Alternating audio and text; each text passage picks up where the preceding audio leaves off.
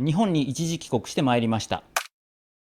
この2022年の1月中旬から1月ほど台湾から日本に帰ってまいりました。今回のこの動画ではその時の様子を皆様にお伝えしたいと思います。現在私は台湾で単身赴任をしております。家族は日本に住んでおります。コロナがここまで大変なことになる前は年に何度か台湾と日本を行き来していたのですが、今はそう簡単には行きません。家族に会えないのは非常に寂しいです。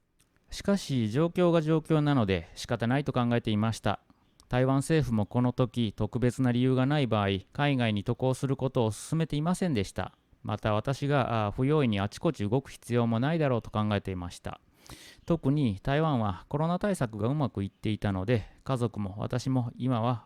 動かずにじっとしているのが良いのだろうと考えていました。しかしここで問題が発生します。それは運転免許の更新期限です。当初は更新手続きを延長してもらっていたのですが、突然母親から運転免許更新期限の延長手続きは終了すると連絡があってびっくりしました。このままでは2月に更新期限が切れてしまいます。さすがに運転免許がなくなると後々問題が出てくるのではないかと思い、すぐに一時帰国を進める方針で動き始めました。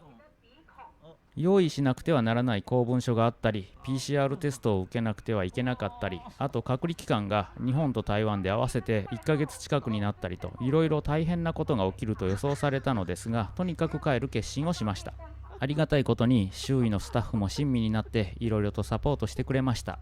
おかげで公文書の準備や PCR テストなど事前に必要な手続きを無事完了させることができました。そして2022年の1月15日に桃園国際空港から日本に向かう飛行機に乗ることになりました。飛行場の様子ですが、人がほとんどおらず、白い防護服に身を包んだ CDC の人たちがあちこちにいたりしました。個人的には人が少ないのはストレスフリーでいいのですが、いつもとは全然違う雰囲気にはかなり違和感を感じました。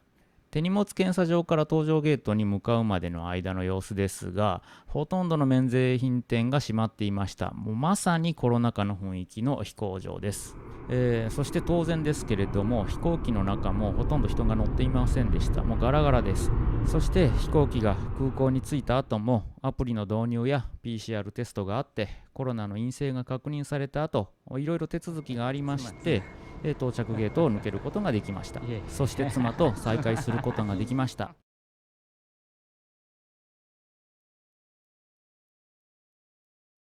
公共交通を利用してはいけないということでしたので、妻の運転で実家に向かいます。さて実家に着いたのはいいんですけれども、隔離期間中はいろいろと指示されたやらなくてはいけないことがあります。なのでそれらをこなしていきます。例えば抗体検査をして陰性であることを確認したり、アプリの AI に顔を見せたりと、そういったことをやっていきます。隔離期間が明けて自由に動けるようになった後、当初の予定通り運転免許の更新を果たしました。そして前々から計画していたヘアドネーションもやってまいりました。おかげでこういった感じでさっぱりした頭になって日本から台湾に帰ってくることができました。はい、いろいろありましたけれども日本に、帰ることができました。この一時帰国で家族とも再会できましたし、より一層ですね、お互いのつながりを深めることができました。今回の一時帰国に関して協力していただいた皆様、誠にありがとうございました。この動画が今後の皆様のお役に立てば嬉しい限りであります。それではまた。